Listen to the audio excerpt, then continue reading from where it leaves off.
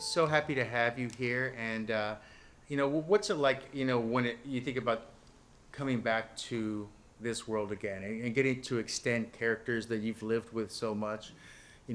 What's it like to kind of have the opportunity to come back to that as well? Because there's always a point where you're like, we've told a story, but then there's also family. There's children now. There's other things involved as well. So what's it like to be able to come back to this now? You do know that he's not going to be able to do two things at the same time. That's why That's right. one person could talk and one person could host. Right. So, This is why I stopped doing this incredible project where I was giving myself a special eye, as you can see. Can you stop talking? I'm trying to work. Of course, I know you're trying to. The luxury of being able to bring back these two characters and do something that the fans have been asking for such a long time. Where are they? Are they together? Did they ever make it to the altar? Did they, whatever happened with these two people? Is Tiva really still a proper portmanteau? Right. How are they as parents? How are they parenting? Where are they living? To have the ability to be able to go back and revisit these characters and be able to answer all of those questions, it's such a luxury. And then on top of it, to be able to do it in a place like Europe. And we were working in Budapest. That was, it's like incredible. Do you want to add? 1 + 1 is 2. Okay, thank you so much. I'll keep on going with you on that same thought too. So the characters of Tony and his growth as an adult is always in question. Very much. Yeah. So as you could see, there's a real sense of. It's a journey. It's definitely a departure from the. Sometimes you get off the highway, you take the back roads for a little while, and your journey towards adulthood. Very well said. So does Ziva, I guess, have more acceptance as that move forwards for that kind of? Acceptance is an interesting word. Because the playfulness is also great as a parent too. That comes in well as a parent. Funny enough you say this, because I think you see a lot more of that playfulness in Spinoza with Tali. I think we are dealing with such intricate things while on the show that there's very little time for us to joke around. Unless we're talking jokey. Unless you're trying to seduce It's like a me, modern and it's day not Bonnie a joke. and That's Clyde. Well, with better snacks. Yes. We did have, our moments of fun. Sure. And you're ticklish. Sorry. Is that I inappropriate? think he's talking about No, I'm just saying. romantic scenes. Yeah. I don't know. What? Is that out loud? What? Mm. My Hi. turn. Your turn. All right. If I can ask you, what do you think he sees his life as now? Being a parent, being in this place, and trying to still kind of connect this divide.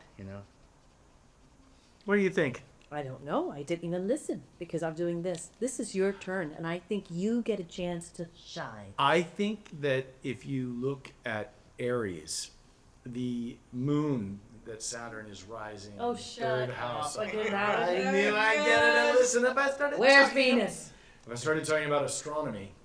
Astrology. See what I do? See what I do? It's Right. called being provocative. Yeah. Now, the answer to your question is Some would call it multifold. proper seduction. What? We are going to get kicked out of the coloring room. No, we're not. No, we're You're not. fine. You're fine. Ooh, that's a pretty one. Crazy art. Were we talking about seduction? No, she said that. No, I was talking about his mindset in this world. You grow older and there's a bunch of things going on. He was a kid. He's got his own company. He's doing so many great things now. He is. So where is what is the thing that he wants to work on? He wants to feel. He wants. Can to I connect. say something? Yes. One of his favorite things to say Yeah. every single time we entered the set that was his apartment Yeah. was Tony is killing it. He's a very rich man. He makes a crap load of money. And the reason why is because the apartment was not only beautiful, it was furnished beautifully, but very expensive. So he's killing it. You used to always remind me, by the way, Ziva, he's killing it. Very successful. He's killing it. Tony's Very successful. successful. The question is, do you believe that Michael also does that when he comes home too? Oh, I don't know. I think you have to ask his wife and his children. Does Michael ever say, Michael's killing it? Just kind of looking at No, I don't think he does that. No. I know enough to know that that's not what he does. In fact, I think you do quite the opposite. I think you beat yourself up a little bit about things. Oh. Some things. Not all things. It's getting Because I do think you give a little yourself treats. You give yourself treats. So, I know the biggest treat of making this NCIS Tony and Ziva is that I get to work with this extraordinary Isla? actress named Cote de Pablo. Aww, And she fishy. makes everything good. She makes every single thing that we're doing better. So if I'm stuck in a scene and I'm not quite sure what I'm going to do or like how to play it or whatever, all I have to do is look over at my friend, my partner, my buddy, and she always has a plan. And I mean, By the way, define plan. she has a plan. She's thought about it. I haven't always thought about it. I think you don't give yourself the credit because you and I have never worked planning anything. I think you and I have always jumped into the pool and we figure it out. Yes, but you are a better You're swimmer. I In don't the think pool. so. I don't in think the so. pool, sort of. I think you tread water like nobody's business. Treading water, see? It's always a slight insult. No. You know what I mean? Yeah. It's Well, always a little... And then also with Ziva too, I feel like her fear isn't the action; it's the real world, the parenting, the living, the day to day too. So what's that? What was that you want to bring to her? Because she's living in repercussions essentially for everything too. Okay, now you're trying to go on deep. You're right. I think Ziva's comfort comes from being able to rely on her body and her expertise, right? Which is what's always gotten her out of trouble. I think emotions are dangerous to her. I think feeling is dangerous to her because I think it gets in the way of being able to execute things. So if she gets nervous or if she gets, she doesn't want to deal in that sort of irrational emotional world. I think she wants everything very pragmatic and everything has to be planned. And I think he's the complete yang to her yin. And he is able to do the things that she doesn't do well. And so the great journey about these two characters and why we wanted to come back and explore, the dynamics is because they need to figure it out together. Star-crossed. Star-crossed lovers. Yeah. Yeah. Can I ask? Also, Michael, this one. When did it feel like you were back in it? Was there like a pre-meeting? Was there a table read? At what point did you feel back into the NCIS like pool of it all? For me, we were. It was a day where we were doing sort of camera test, wardrobe test, and we put on the outfits and we walked in. And this is going to sound strange, but I hadn't. Maybe it doesn't sound strange. I don't know why I'd make that assumption. But I hadn't been on camera, so this would have been July 2024, since April 2022. So it would have been over 2 years since I'd been on a set on camera and that kind of a thing, except for the time that I went to go for the David McCallum tribute thing. Sure. But that was on the set at NCIS, surrounded by my friends in a very familiar place. But this was a new place, new country, new situation. I was in my outfit. I walked on in front of the camera, and I went to take off my glasses or to put my glass because I bull wore glasses for 6 years, and I realized I wasn't bull because there were no glasses, and that all of a sudden I was like, oh yeah, I got to be that guy. I got to be the other guy. What does he do? So then I started working. I saved it for the last minute.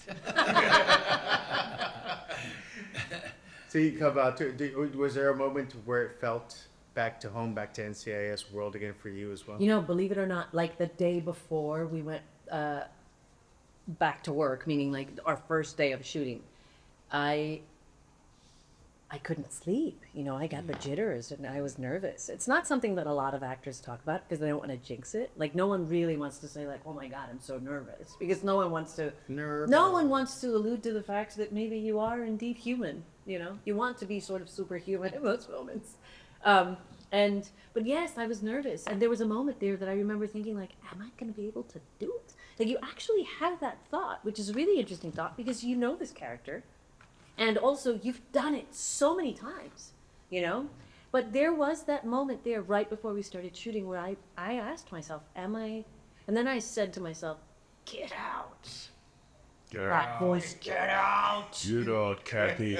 We don't want you here. Kathy. And then we got into that first scene. Right. And believe it or not, I could have been there with a bunch of new actors, and I would have kept that entire feeling of nerves throughout the entire thing.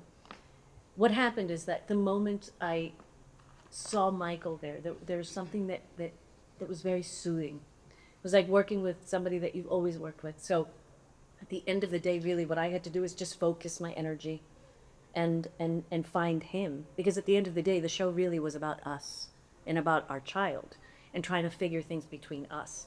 And so the moment that I was able to lock eyes with him in that scene, and there was a 50-50, which means the two actors meet and they swear face each other, and then the cameras are here. In that moment, I realized, I was like, oh my God, yes, we're back. And it felt really good.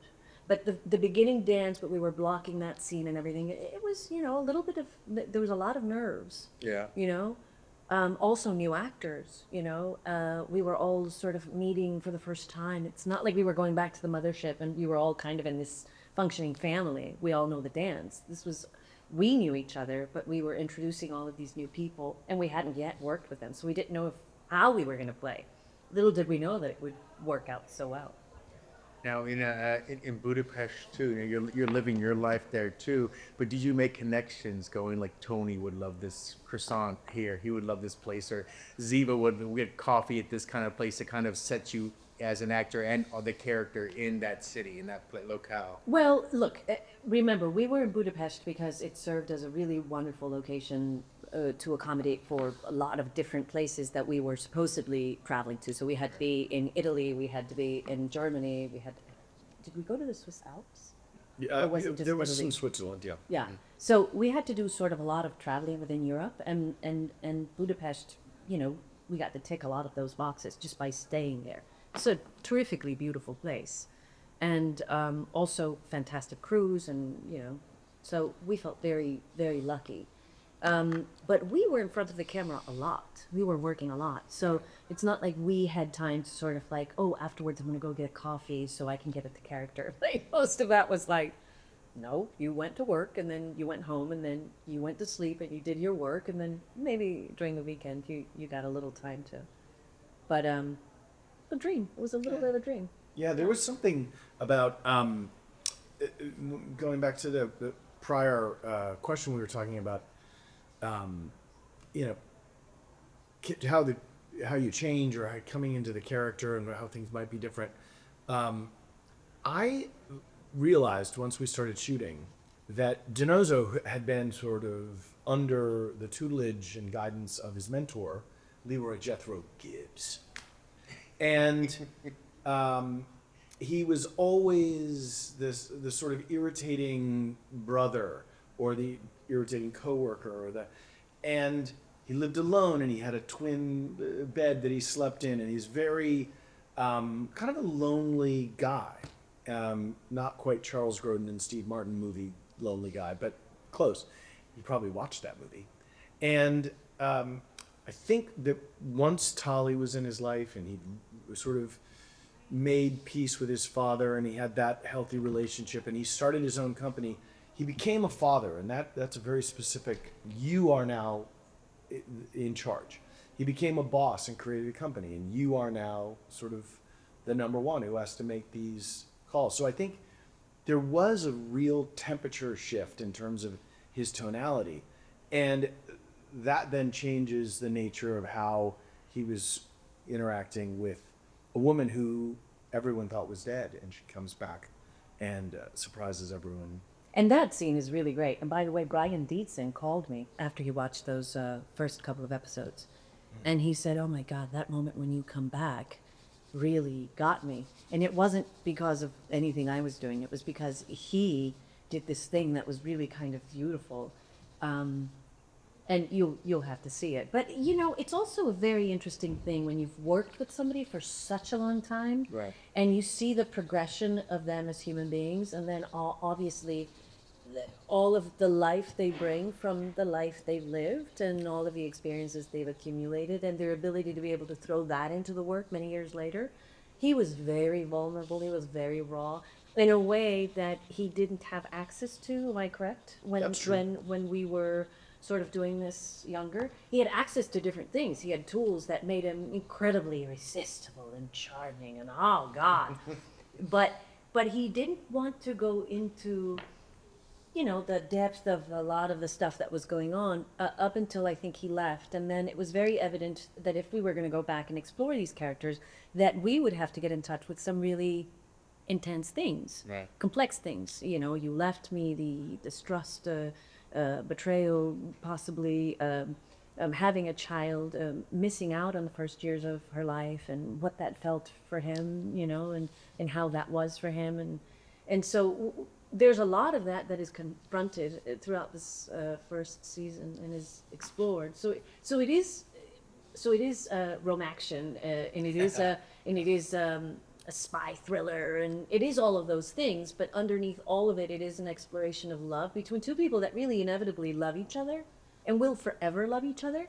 But they're having life just keeps getting in the way, you know, and they need to sort of like resolve and like come to their honesty and deal with their emotions and learning how to talk and communicate. It's you know, she's going to therapy, he's probably, you know, there's a lot of stuff you're going to see it all. You go to therapy, he gets a haircut.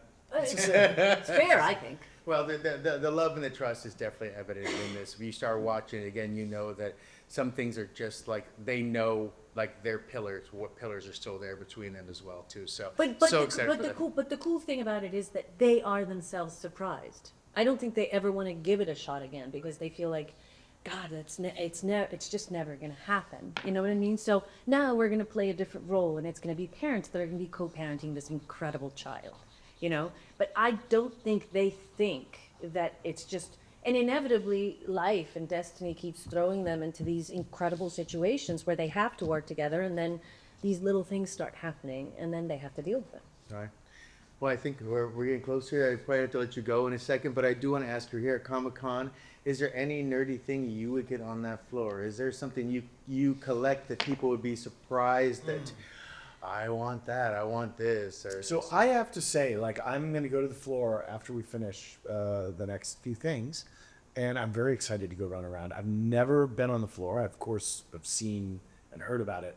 But I have many curiosities about many different kinds of pop cultural things going back through the mists of time.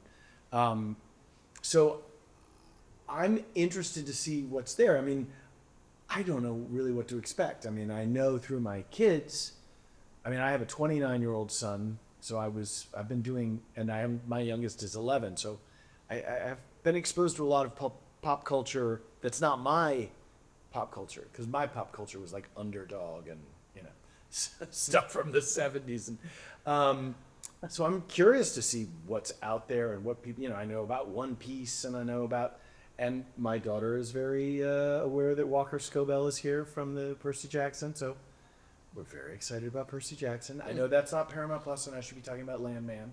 But I'm... You'd be worried if she was talking about Billy Bob Thornton, though. So That's true. Oh, yeah.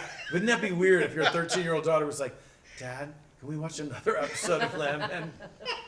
That Billy Bob, Dad, I have a crush on him. Yeah. She's like, I can do an impression of him. Oh God!